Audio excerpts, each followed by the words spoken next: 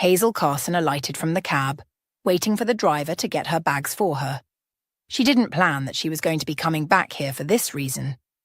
Of all times to come back here, her father decided to let go of this world in thickest time of cold. Winter. She hated it more than anything, even more now than ever. She felt a light tap on her forearm, causing her to shake out of her long train of thoughts. "Miss, are you all right?" the driver asked, looking concerned. Nodding, she handed the fare to him and grabbed her bags.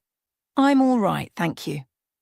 Not paying him any attention anymore, she began to walk up to the porch of the house she had lived in for 18 years of her life.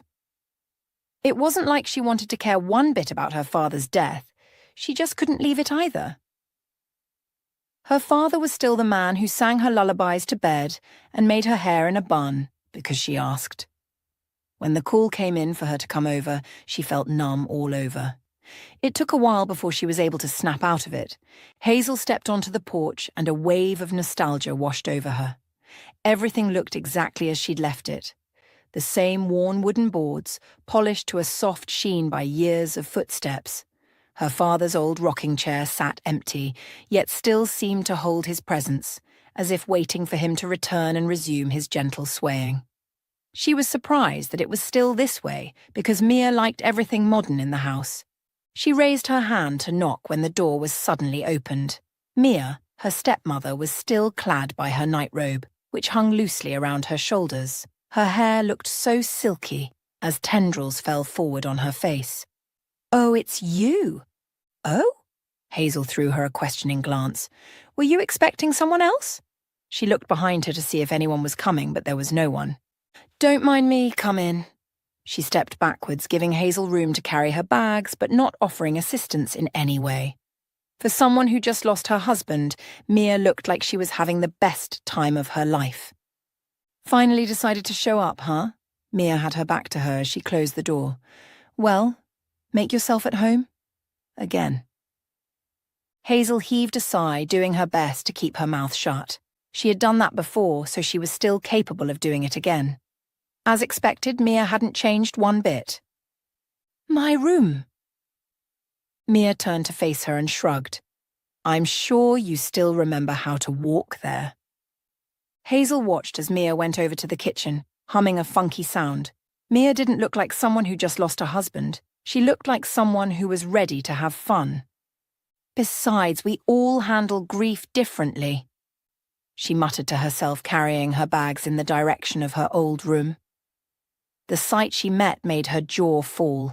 The room was a disaster on its own, all cluttered with several bags and dusty as the Saharan desert. "How could you just leave my room like this, Mia?" Hazel asked, as soon as she got to the kitchen.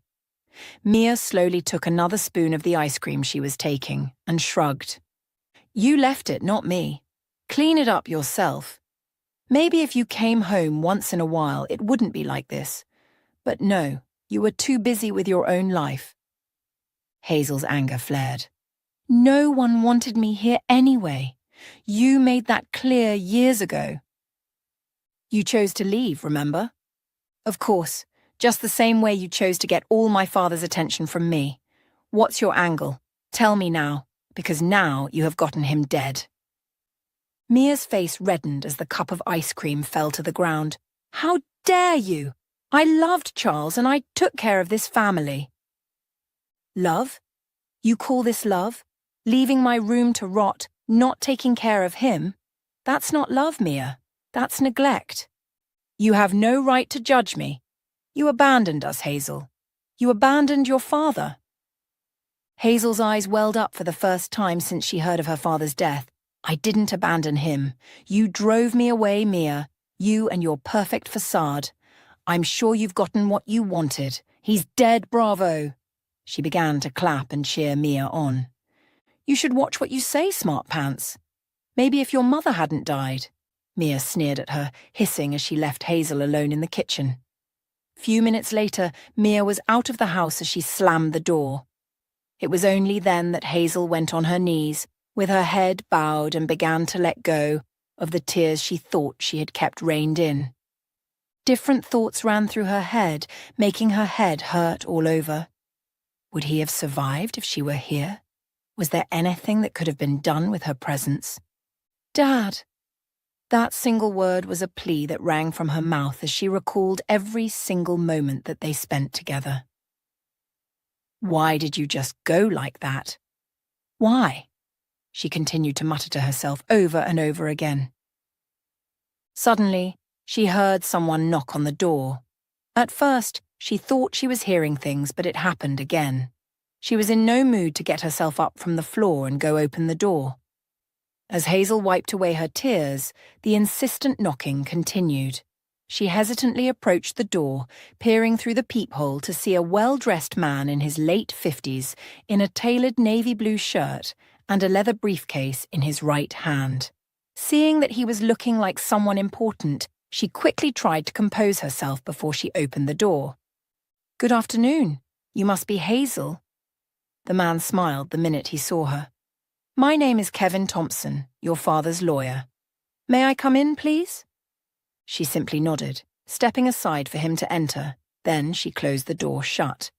As she led him to the sitting room, she realized that he was scanning the whole area of the house as far as his eyes could carry. "I take it that Mia isn't home, right?" It was then she understood his tension.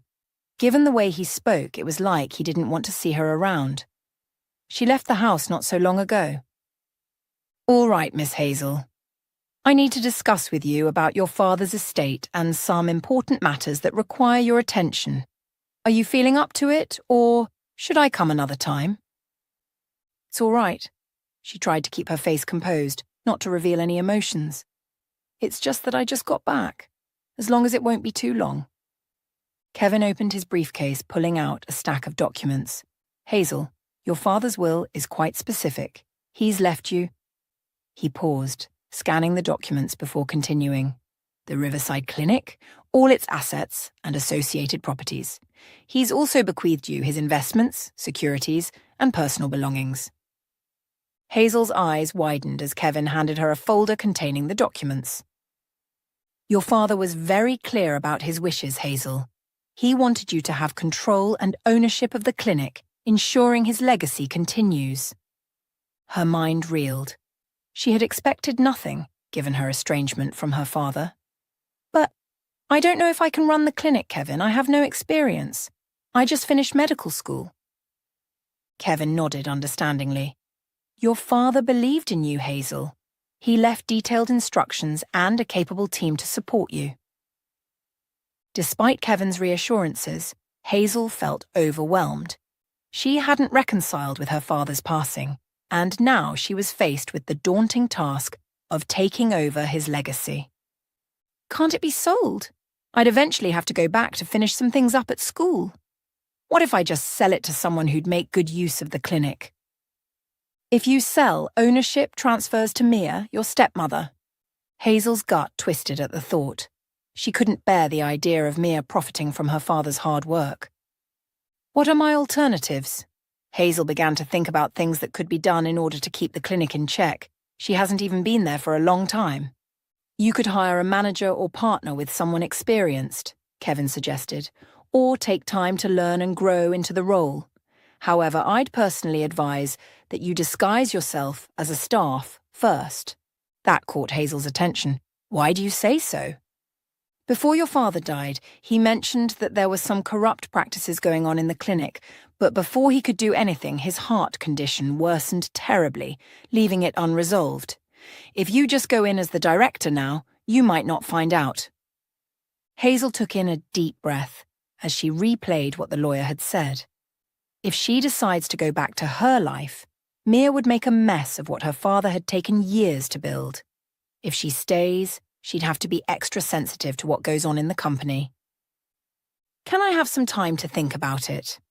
Of course, just bear in mind that if you delay, the clinic is at risk." She nodded slowly, taking in his words. "But how would I get a job there?" "Leave that to me. That is super easy. I'd like to know your decision as soon as you have decided. Here is my card." He handed over a card that had purple slashed over it. "That's my business card. Just a call would do." With that, he rose to his feet, ready to leave. Hazel rose too as she followed him to the door. "Thank you, Mr. Thompson. I'm grateful." "It's nothing. Take care of yourself and I'd be expecting your call." And he was out of the house already. She walked back to the kitchen, grabbed a cup of ice cream and walked back to the sitting room still thinking. Her phone vibrated in her pocket, bringing her to check her phone for the first time that day. It was a message from one of her colleagues from college. She was there when Hazel got the news about her father's death, so she texted to ask if she had gotten home safely. Hazel typed a quick reply, sent it, and switched off her phone immediately. She just wanted all the rest that she could get. "Your father believed in you, Hazel." She didn't doubt that one bit. Every first day of the week, her father would text her a good morning message, encouraging her and asking about her well-being. But she would only reply a few times because she felt she wasn't welcomed around him, and Mia made it worse. The cup of ice cream was sitting gently on her lap. It wasn't until she picked up the lawyer's business card before she remembered it. Taking a big scoop, she flicked the card a couple of times before putting her phone on again. Her father's death made her realize how much he loved her. Even till his death, there was only one way to make sure that he'd be smiling from heaven. She quickly typed out a message and sent it to the lawyer. All she had to do now was prepare everything that would be needed for her new job, and that meant she had to sort out everything in the room to keep it tidy. "Nice one, Mia. Nice one," she muttered, taking more spoons of ice cream. Her eyes wandered to the portrait of her father that was placed next to the television, and she began to cry again.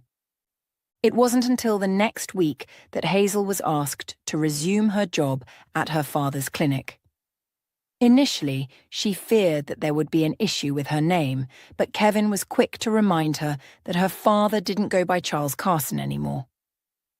Ever since her mum died, he had changed it. For the past 1 week that Hazel had been back in her father's house, she only crossed paths with Mia, twice. She often came back at midnight, drunk to stupor. She wondered what her father ever saw in her. If her mother were alive, her father wouldn't even look Mia in the eye. Her earliest memories of her mother was her mother's warm smile before fate cruelly snatched her away when she was just 3.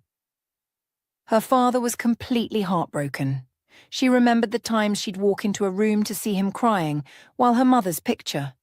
Not long after that, he threw himself into creating something new, pouring his grief in it. Years passed, and the Riverside Clinic flourished beyond his expectations. She grew up watching him work tirelessly, day and night. She spent hours playing in the clinic's halls with a dream to be like him. Then everything suddenly changed. Her father met Mia, who was a patient at the clinic. She remembered how her father would spend time with Mia instead of her.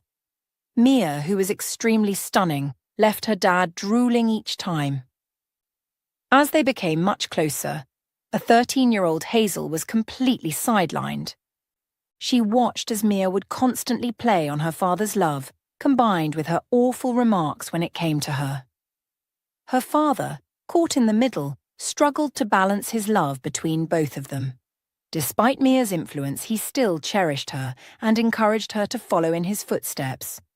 She was eager to please her father, so she did everything needed from her. Until her father finally disclosed that he'd be marrying Mia, she was deeply hurt and angry, even though she saw it coming. Her father loved her, but he became distant, and she couldn't help it. She loved him deeply and missed him more than anything. Looking in the mirror, she tried to smile, telling her subconscious that if she began to cry now, she wouldn't be able to make it to work. Her bag, containing her brush, safety pin, lipstick, and some cash, was sitting on her bed. Looking around the room, she smiled because it took her a lot of effort to bring the room to what it is now. Hazel Carson silently said a word of prayer in her heart and made her way out of the house to meet up with the opening of the clinic. On getting to the clinic, she was surprised as she marveled at how beautiful it was. The last time she was here, there was nothing much for infrastructure, but now she was glad and proud of her father. Hazel started as a medical records clerk, learning the ropes and assisting wherever needed. She was paired up with a senior in the field, who taught her how to file and maintain patient records, and also retrieve files. For someone in her field, she never knew about what other staff of a hospital or clinic went through. Being in the clinic opened her eyes to see what was really happening in the field. "Hi, Hazel. Thank you for those books. You are a godsend." Amy, one of the nurses, dropped by after the day's work. "How come you have those books? I've looked for them everywhere." "Don't mention. I just happen to have them. What about your colleague? Was she able to sort out everything?" Amy shrugged. "You give yourself too much of a headache, you know. I can't count how many people you have assisted since you came here. Some of them don't even value it.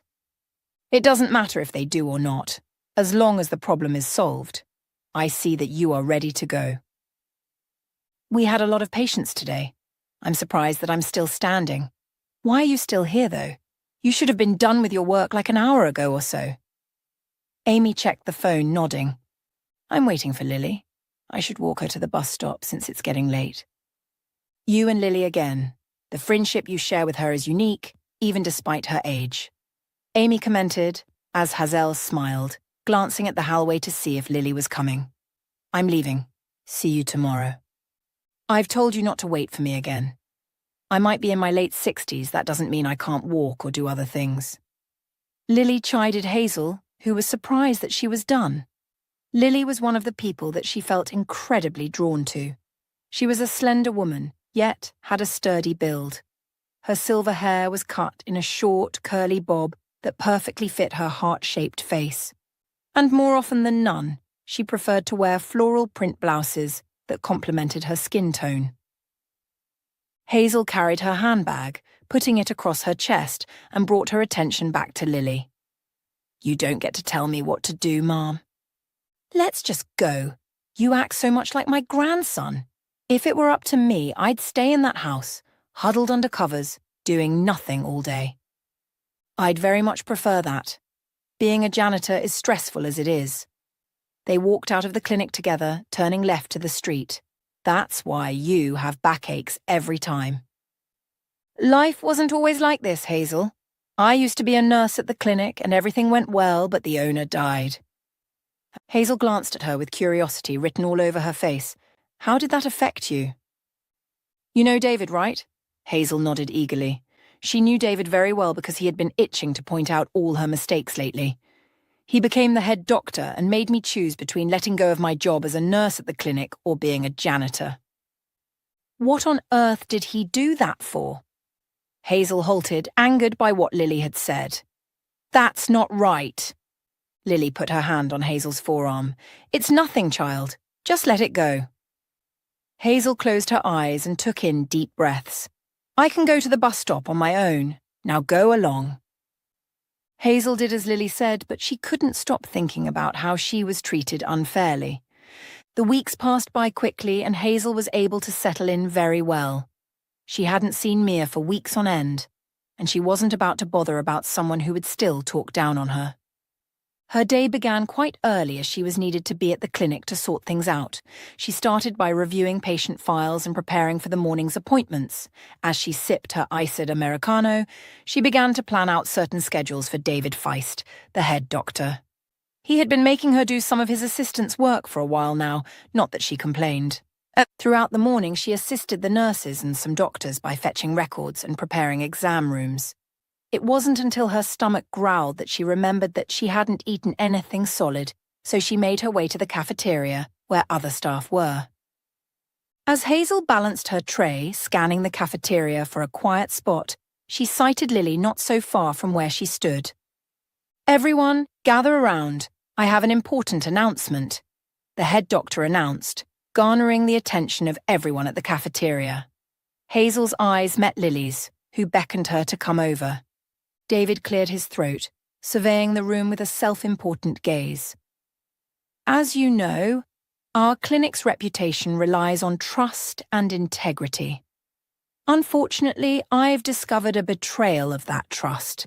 It has come to my attention that medical supplies have gone missing." There were a series of gasps that echoed through the cafeteria, alongside murmurings from others. I was also shocked myself because we don't do that here.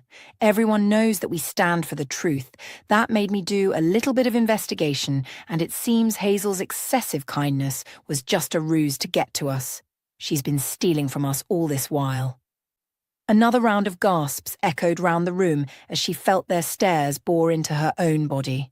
Her face burned with anger, but she remained frozen, unable to say a word. David sneered, "I'm sure some of you are shocked, but I'm not. I've seen her overly friendly behaviour, always trying to gain attention." He looked round the room with a smug smile on his face. "I wanted to let her go, but I guess this is a better way." Hazel stood frozen, her tray still clutched in her hand as David's words hung in the air. The cafeteria fell silent as all eyes were on her. David's gaze lingered on her, expecting a reaction. But Hazel's expression remained neutral. She simply just shook her head. Without a word, she turned and walked away, her tray still in hand. The room erupted into whispers and murmurs, but Hazel didn't flinch. She pushed through the doors, leaving the cafeteria and its judgmental glances behind.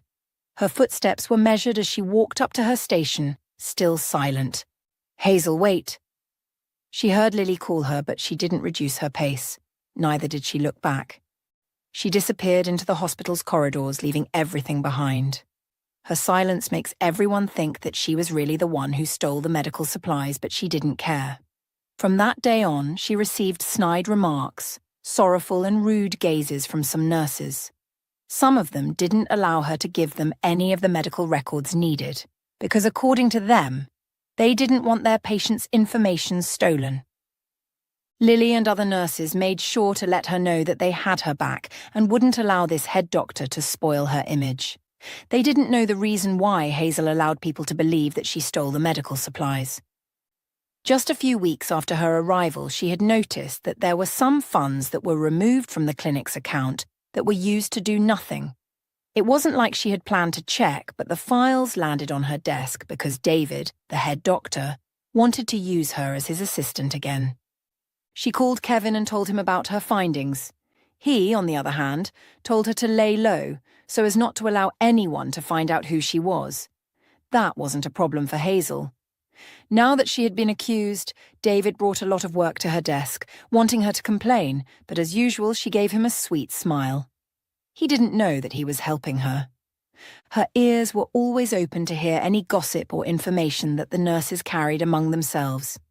It was from there that she confirmed that some nurses were receiving more pay because the head doctor liked them, while others received peanuts, unknowingly to them. The iron would be striked hot, so she had to wait until the right time before she would do anything. An opportunity would surely pose itself soon. All she just had to do was to wait. But it wasn't easy to just stand still when she could just barge in action, saying she's the daughter of Charles. It just wasn't time yet to do any of that. "Dad, I wish you were still here. Maybe all this would be taken care of neatly. I miss you," she mumbled up to her father wherever he was. It was easier to just do that. Friday evening after work, Hazel walked alongside Lily, who whined earlier that she could walk to the bus stop by herself. She immediately told her that she was going to decide whether she liked it or not. "My grandson would be around to spend the weekend with me. He's finally taking a break from that high-stress finance job to spend some quality time with his old grandma." Lily beamed like she had just gotten the best seats at the cinema. "He's such a sweet boy, always making me proud." Hazel smiled, familiar with Lily's fondness for her grandson. "How's he doing? Still working hard?" "Yes, he's doing well, but I worry about him. He's so focused on his career, never takes time for himself, or a social life for that matter." Hazel chuckled at the mention of not having time for social life. "You mean he's still not settled down?" "No, and it worries me. He's 27 years old, Hazel. When will he find a nice girl and give me great-grandchildren?" "Give him time, Lily. He'll find someone special." Lily shook her head. "I hope so. Anyway, I want to bake his favorite cake and make some sweets. He still has a sweet tooth, just like his grandfather." "I'd love to help you bake, Lily. It'll be fun. It's been a very long while since I've done anything of such. And bother you again? No. You should rest since you have the weekend to rest. I'd do just fine on my own. Hazel sighed, clutching her bag tighter. Can you just allow me something for you once, every time you want me to rest and do nothing? Why don't you play outdoor games tomorrow? Hazel shot her a look as the elderly woman smiled, pointing to the bus stop. There was no further discussion on it as Lily made her way, waiting for the bus. The next day, Hazel stood before the beautiful bungalow that boasted a cheerful yellow facade, which was complemented by nice flower beds and a clean green lawn. A winding stone path led to the front door, decorated with a welcoming wreath. She took in the sight of the house delightfully before moving on to knock. Her knock was answered by a surprised Lily, who opened the door with a flower-dusted apron round her waist. That was the exact expression I knew you would make. Forget that. How did you get here? I'm sure I haven't described where I stay. Hazel smiled involuntarily. I asked Nurse Thompson and she generously provided your address. She also said something like, "You are so famous and I'd find my way in no time." Lily's expression turned sheepish. Well, I suppose I can't turn you away. Come on in, dear. As she stepped in, her nose was quick to carry the enticing aromas of sweet treats and fresh coffee that reminded her of her father. Her eyes began to water almost immediately. What's wrong? Are you all right? The tears rushed forth shamelessly as Lily held her. As she opened her mouth to speak, she sighted a picture just by the wall and had to blink to be sure she wasn't hallucinating. How come you have that picture? Was that you years ago? Lily took a glance at where Hazel's gaze led to and nodded, wondering how that was related to her tears. I have a picture just like that. My father said it was my babysitter's picture and that we were so close. Wait, who's your father? Charles Swisher. Lily stepped back in shock as her eyes widened. She took another look at the lady before her, reflecting on what she had just said. It was then everything clicked. Hazel, Charles Swisher was the man who gave me a job as a nurse when I needed it. How did I fail to recognize you after taking care of you for such a long time? Hazel began to tear up again as she walked over to Lily and hugged her tight. I didn't recognize you either. Oh, child, I'm so sorry about his death. I'm so sorry. Lily whispered into her ears and Hazel continued to let all her tears out. They stayed in that position for a while before Hazel let go. Your father was like my son. I'd lost mine in an accident years ago, but your father filled up that void up until his death. I'm sorry, Hazel. Can I have some coffee? Of course. Let's go to the kitchen then. Lily led Hazel to the kitchen where she sighted a flour-covered counter and mixing bowls that revealed that Lily had started baking. Don't mind the mess. I'm making his favourite chocolate cake and some sugar cookies. Lily poured her some coffee in a pink cup and gently placed it in her hands. Thank you, Lily. Hazel took a sip and sighed dreamingly. My dad loved fresh coffee. Every morning he'd make some for himself. It wasn't until I got older that he allowed me to take a little. He was always like that, I remember.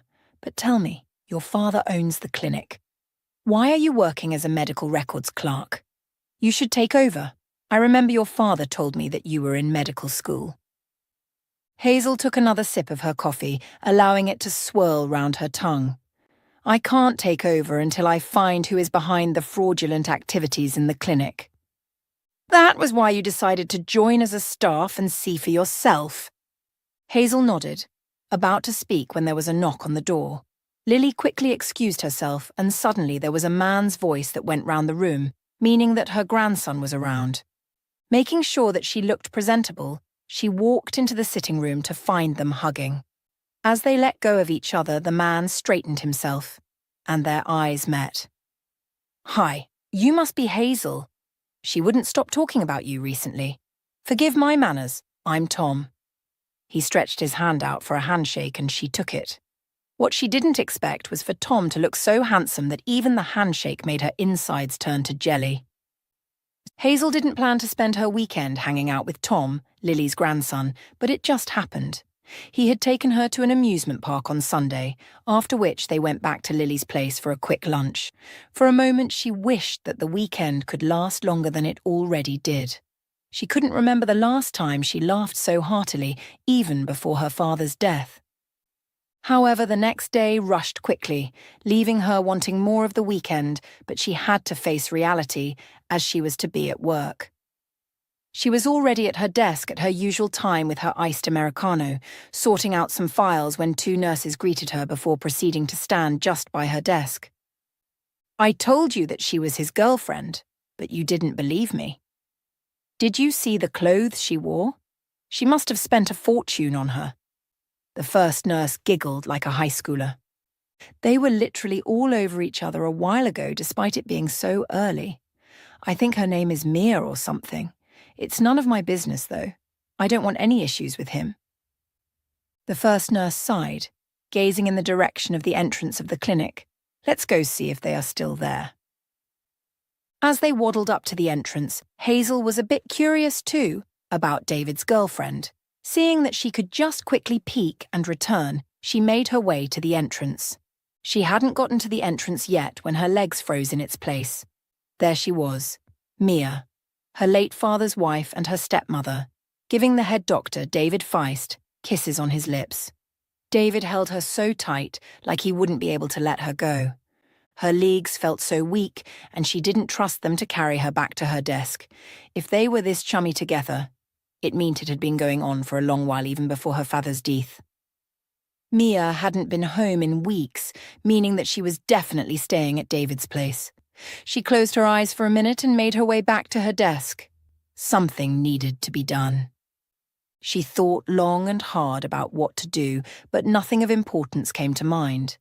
If she confronted David privately, he'd do all within his power to shut her off and probably put more accusations against her.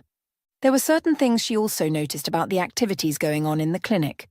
Her position made it possible for her to review patients' files, and she noticed some excessive charges for unnecessary procedures. One of the patient's bills for a simple consultation was inflated with costly tests and medications that the patient didn't need. One time she had an opportunity to be in a meeting where a new medication was promoted at the clinic. It wasn't until later that she discovered that there was a lucrative contract between the clinic and the pharmaceutical company with incentives for each prescription. This wasn't made known to the nurses and some other doctors either.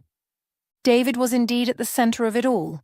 She remembered when a new nurse was brought to work and she watched as the nurse was struggling to administer a simple medication. At first, she thought that it was due to her being nervous until Lily told her that she was David's third cousin and the girl was clearly inexperienced. Lily had informed her previously about a time when there were discrepancies in a patient's file and how the doctor later admitted to altering the records to cover up the medical error, and he wasn't punished or anything of the sort. There were things that she needed to take care of as soon as possible. She picked up her phone and quickly sent a text to Kevin, requesting that he advise her. He was one person that she could trust, because her father really trusted him. "You okay? I saw you dazed a minute ago," one of the nurses asked as she was about to pass by. Hazel smiled as her heart warmed at the way people were still concerned about her. "I'm all right, thank you." The nurse nodded and went her way. Ever since the incident at the cafeteria, some nurses gave her the cold shoulder, while some checked up on her every now and then. It seemed like they knew that she didn't do what she was accused of. She went about her daily activities, making sure she had the right reports and files. It was lunchtime when her phone buzzed in her pocket. Checking it, she smiled. Kevin had texted her, saying that he'd be at the clinic soon. According to him, almost all the staff knew him as Charles's lawyer and also the person in charge of anything involving law and the court. His presence was highly important for what would happen soon. The next few minutes passed and she met him at the entrance of the clinic. "You said something about letting everyone know. Do we have to call a meeting or what?" "The cafeteria is quite full now. Let's use that to our advantage. Those who aren't there would get the news on time because there'd be a lot of side talks." They made their way to the cafeteria and Hazel could feel everyone's eyes on them. "Good day, everyone. May I get your attention? Kevin waited, allowing their attention to be on him solely. I'm sure many of you know who I am. If you don't, I'm Mr. Kevin Thompson, late Mr. Charles's lawyer. I don't mean to take too much of your time, but Mr. Charles left a will stating that all his properties be given to Miss Hazel. The almost quiet cafeteria became noisier than ever because of the shocking news. That isn't possible. Charles's daughter can't be Hazel. I'm sure of that. I don't know what you were playing at, David charged at Hazel and Kevin, huffed up. Did you bother to check his table ever since his death? You didn't even tell anyone to clean up his office. I'm Hazel Carson, and his will is written here in his writing and his signature is there. The whole room went quiet again, the murmurs subsiding as they waited to see what would come next. David's eyes narrowed. That's not possible. Charles would never leave the clinic to... He glanced at Hazel with disdain written all over his face. You're just a stranger claiming to be his daughter. Anyone can forge a will. I assure you, David, this is genuine. Kevin, show him the will again. Kevin hesitated, then handed David the document. David scanned it, checking every word over and over again. This could be a fake, David insisted. Charles's handwriting was distinctive. I've seen it countless times. This could be a forgery. David, stop denying the truth. My father's lawyer verified the will's authenticity. You're just trying to protect your own interests. The room fell silent, awaiting David's response. His eyes darted between Hazel and Kevin, and he sighed angrily. His daughter just finished from medical college. You might want to step out and call Mia. She'd be able to explain if I'm his daughter or not. David took a step back, realizing that all of it was actually true. Can we go to a private place and talk? His voice became subdued as he moved closer to her. David, your actions have compromised patient care and betrayed my father's legacy. You're fired. Effective immediately. David's mask of charm crumbled, revealing a desperate man. Hazel, please. We can work through this. I'll do anything. I'll make it right. I promise. Your anything has harmed innocent people. You've exploited this clinic for personal gain. It's too late for apologies. His face turned red as he realized his charm had worn off. You'll regret this, Hazel. I've built relationships, connections. You can't just dismiss me. Wait. Explain the accusations that you made against me. Were they true or not? Should I go on to how the clinic has funded your vacations with your whore? And it's not even accounted for. You ripped my father off of what he built and even had the audacity to take over his wife. So, watch me do this. As security guards approached, David looked around and lounged towards Hazel, but the security guards were quick to get him away from her. You'll pay for this, Hazel. Mark my words. Hazel didn't flinch. I'm not afraid of you, David. You've underestimated me for the last time. Everyone watched as David was escorted out of the cafeteria and couldn't believe what was happening.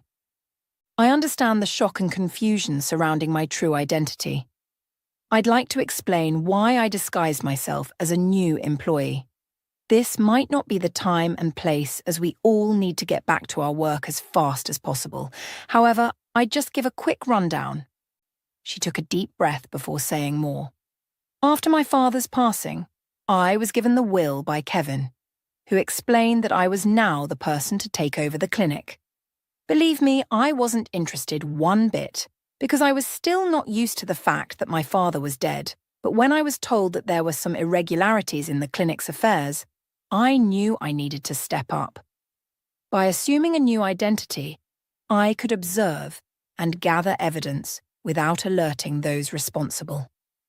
Hazel paused, scanning the room. I was appalled by the corruption, negligence, and exploitation I witnessed. Patients were being harmed, and my father's legacy was being tarnished. I knew I had to act. David's actions in particular were alarming.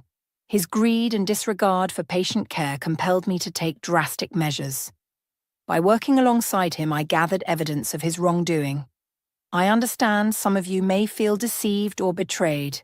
Please know my intention was never to harm or manipulate.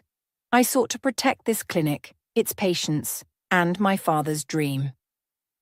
As Hazel finished speaking, the room erupted into thunderous applause. Staff members rose from their seats, whistling and cheering. The tension and skepticism dissipated and was immediately replaced by admiration and gratitude. Dr. Patel, a respected physician, approached Hazel beaming. "Hazel, your bravery and determination are inspiring. You've saved this clinic from ruin.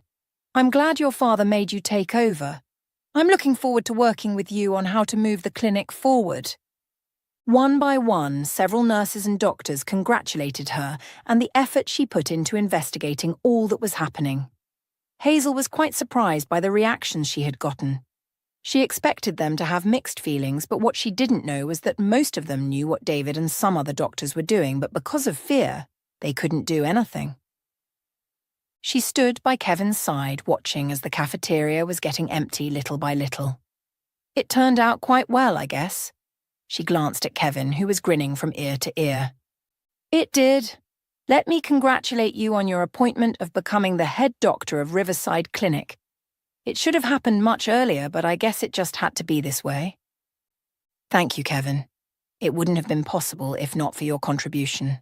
Don't let me keep you here." She motioned towards the door, realizing that he would have other things to do. "I'd reach out to you concerning some other things that would need to get sorted out too," she continued as they walked out of the clinic. "Congratulations once again, Hazel. You deserve this." Kevin smiled as he made his way to the cab that was waiting for him. Hazel was already walking back into the clinic when she heard someone call her name, and as she turned, it was Mia. She wore a black leather bodycon that had a V-shaped neckline, showing her cleavage much. A Hermes bag was on her shoulder and she wore her Jimmy Choo. Her eyes widened in alarm as her voice trembled slightly. "Hazel, what are you doing here?" "I could ask you the same thing, Mia. What are you doing here, because I know you never came here to see my father when he was alive?" "What do you mean? I'm just asking because you ought to be at school. Why are you still here?" Hazel smiled, shaking her head. "If you had come to the house just once, you'd have known that I never left at all. But I realized that you must have been chilling at David's house." "That's such a harsh accusation. I just knew David from a long time back, and I didn't come home because it reminded me too much of Charles." "Save your cock and bull story for someone else, Mia. Tell me, why would you kiss him like there was no tomorrow? You weren't even ashamed to kiss him out in public. I also went through the clinic's account and found out that he had been sending you money from the clinic's fund, even before my father fell ill." Mia looked sideways, putting her hand on her head. "It isn't what you think. Just let me give an explanation." "Same thing your boyfriend tried to do earlier, not that I'm interested anyway." Hazel clasped her hands together like she was praying. "I'm sure you've come to see him. You should call him because he's no longer working here." Mia suddenly walked up to Hazel, holding her hands. "What do you mean by he's no longer working here? He's the head doctor of this clinic." "He was. Not anymore, Mia. My father willed the clinic to me, Mia. I'm now the head doctor. Please do well to tell him to come get his belongings before the end of the week. If he doesn't, it will end up in the bin." She turned towards the clinic, heading inside, leaving Mia too stunned to utter a word.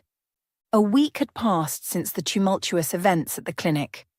Hazel had successfully ousted David and Mia, and a sense of calm had returned. She had begun her executive duties after the whole issue was sorted out. She called for a meeting the past weekend, where there were a series of discussions on how to improve the clinic and also the well-being of the staff. Knowing that it was impossible for her to do it alone, she also asked for their advice. The weekend got much better when Tom asked if she could join him for dinner. She agreed quickly, knowing it was something she so much wanted. He gave her several pieces of advice on how she could manage the clinic funds, start compulsory savings for staff, and how to calculate profit. One thing that struck her about him was the way he listened to her. He wouldn't even interrupt her once. Instead, he waited until she was done before asking questions. It was another new week, and she was concerned about one thing. When she had told Mia that she was now the head doctor, she didn't really mean it. There were a lot of things that were to be put in place, things that she felt she couldn't handle. "Lily, can I talk to you for a moment?" Hazel asked, standing by the entrance of the room where Lily was taken care of. Lily glanced at the doorway, nodding. "Of course, Hazel." "I've been thinking. With the clinic's new direction, I'd like to offer you the position of head doctor." Lily's hands hung midway as she blinked her eyes like she wasn't seeing right. "Me? Head doctor? Oh, Hazel, you're joking. I know nothing when it comes to being a head doctor. After all, it's not my name in the will. It's yours, dear." Hazel's expression remained serious. "I'm completely serious, Lily. You're an exceptional doctor, and the staff respects you." Lily shook her head, still chuckling. "I'm flattered, but I'm not suited for such an important role. I'm happy being a janitor." "Remember that my father trusted you to be a nurse. Now I'm trusting you to do better. I believe that you can do better than that time." Lily stopped what she was doing completely, giving Hazel her full attention. "It's been a long time since that happened, dear. I'm serious when I say I'm not suited for such." Hazel saw sense in what Lily was saying. Times had changed, and she couldn't take on the role as she would have been able to. "I'm always here, dear. If there's something that you believe that you need help on, come here. I'd do my best to help in any way that I can." "What about Tom? We discussed how to manage the clinic's finances, but I'm not so good in that area. I'd need his help." Lily beamed. "You both are like two peas in a pod. I'm so proud of what you share, Hazel. He mentioned a few things on ways he could help, so I suggest that you work with him in that aspect. That way there wouldn't be too much workload on you. Now hurry along. I'm sure you have things to do." Hazel did a little victory dance before going into the room and giving Lily a hug. "I'll see what can be done and don't miss me too much." She sauntered out of the room with her phone in hand as she texted Tom on the latest development. They were a great duo. 6 months later, Hazel stood before the mirror, watching as her wedding gown shimmered in the soft light. She gazed at her reflection, thinking of how the past 6 months went by. The clinic's transformation to becoming known worldwide due to several surgeries that were carried out by the exceptional surgeons, Lily's decision to stop working as a janitor and finally rest, Tom's unwavering support, and her own personal journey. There were times when it seemed like she went away from everyone due to stress, but Tom, her ever-patient man, would calmly call her back. At a point, David actually carried out his threats by going to other clinics and trying to spoil the relationship that Riverside Clinic had with them, but he was greatly disappointed. She would have taken legal action against him and Mia after the incident just to get closure, but it was of no use. Her father wouldn't have wanted that. Her eyes dropped to the ring on her finger, a stunning platinum band designed with a radiant diamond and 2 smaller sapphires. The sapphires reminded her of how her father would play with her, with glitter, not minding the ones that got on his body. She was often reminded of her childhood memories ever since her dad died. It hurt her that he wasted his time and efforts on Mia, who never deserved any of it. As she gazed at the ring, a lump formed in her throat. She remembered the struggles, the tears and triumphs that she encountered during this short period. He wasn't there physically, but it was like he was guiding her each step of the way. Hazel's vision blurred, and she fought back tears. She recalled the day she confronted David and Mia, the moment she claimed her rightful place at the clinic. It didn't seem like she'd survive all those times, but she did, and she survived better than anyone would imagine. With a deep breath, Hazel lifted her gaze upwards. "Dad, your baby girl is doing good. I really wish you were here to walk me down the Isla like a proud father would do." She took a final glance at the ring, the sapphires sparkling like her father's eyes. "I'll keep making you proud, Dad. I promise." A final glance at herself in the mirror, she picked up her bouquet and walked out of the room. Less than an hour later, she shared a kiss with the love of her life. "Till we grow old and our hairs are grey, we'll be together." Tom kissed her again, holding her in his arms. She met the one person who knew her like she wanted, someone who heard her even when she didn't speak, Someone who would tear every mountain down if she asked. "Till we grow old?" she muttered to herself, holding him tight. Months ago, if she was told that she'd feel so much at peace, she wouldn't have believed it one bit. Life was good to her.